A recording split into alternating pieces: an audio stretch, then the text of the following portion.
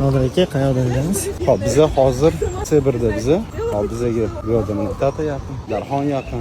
Yaxshi joylar. Nodir aka, nimaga bu yerda muhit boshqacha? Zo'r savol lekin bo'ldi. Bu ham o'sha madaniyat etiketga bog'liq narsa. Vaholanki mana yili Chilonzor. Chilonzor bilan bu yoqning farqi 10 kilometr ham chiqmaydi.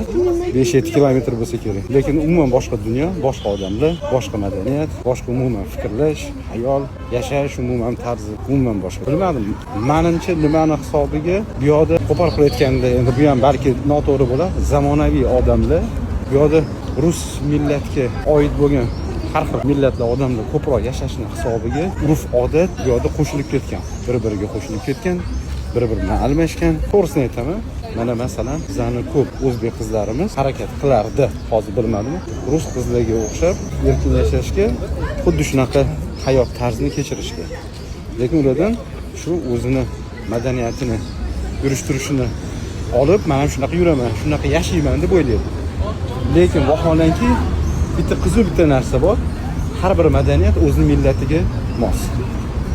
Bizning misol uchun millatimizga bu narsa saqal to'g'ri kelmaydi.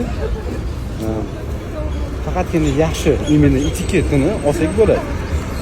Lekin boshqa yurish-turishida, ko'rinishida, kiyim-kechagida u bizga menimcha to'g'ri kelmaydi.